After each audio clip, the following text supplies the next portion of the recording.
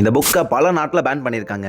அது எதனாலனா, இந்த புக் ஒருத்தன் படிச்சானாக்கும் வேர்ல்டோட ரியாலிட்டி என்ன, பாலிடிக்ஸோட ரியாலிட்டி என்னங்கிறத தெரிஞ்சுப்பான். அதனால இதை யாரும் தெரிஞ்சுக்க கூடாதுன்னு நிறைய நாட்டில் பேன் பண்ணாங்க. என்னென்ன நாட்டில் பேன் பண்ணாங்கன்னா, ரஷ்யா, அமெரிக்கா, சைனா, அரபு, நார்த் கொரியா, இன்னும் நிறைய நாட்டில் இந்த புக்கை பேன் பண்ணியிருக்காங்க.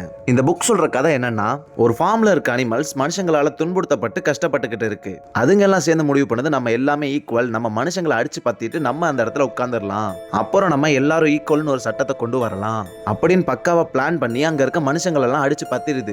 இனிமேல் இந்த வேர்ல்டுல எல்லா அனிமலும் ஈக்குவலா ட்ரீட் பண்ணப்படணும்னு சொல்லுது.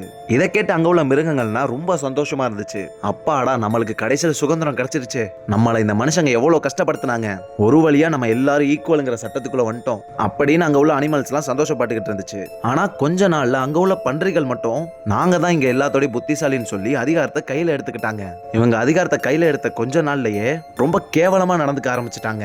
அங்க உள்ள மத்த மிருகங்க எல்லாத்தையுமே அடிமை மாதிரி ட்ரீட் பண்ண ஆரம்பிச்சிட்டாங்க. அப்புறம் கொஞ்ச நாள் கழிச்சு பன்னிங்க ஒரு ரூல்ஸ் போடுறாங்க, எல்லாரும் சமம் தான், ஆனா சிலர் மட்டும் ரொம்ப சமம்னு ரூல்ஸை மாத்துறாங்க. அப்புறம் பாவம் இந்த பன்னிங்களால மத்த மிருகங்கள்லாம் அடிமைத்தனப்பட்டு கஷ்டப்பட்டு இதுங்களுக்காண்டி உழைச்சிக்கிட்டு இருக்கு.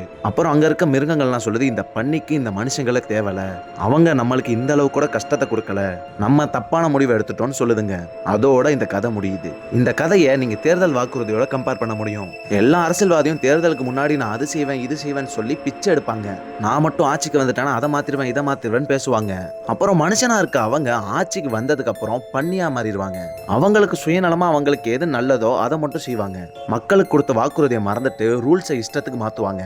இதுதான் இந்த வேர்ல்டுல நடந்துச்சு, இப்பயும் நடந்துகிட்டு இருக்கு. இங்க இருக்க எந்த அரசியல்வாதியும் நல்லவன் கிடையாது.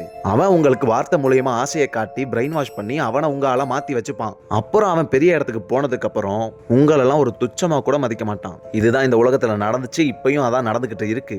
இதனாலதான் இந்த புக்கை பேன் பண்ணாங்க. ஏன்னா இதுதான் ரியாலிட்டி. இந்த பொலிட்டிஷியன் எல்லாம் ஒரு சுயநலவாதிங்க. அவங்க பெரிய இடத்துக்கு போய் உட்கார்றதுக்கு உங்களை யூஸ் பண்ணிப்பாங்க. அப்புறம் அவங்க பெரிய இடத்துல போய் உட்கார்ந்தோன்னே அவங்க பண்ணியா மாறிடுவாங்க.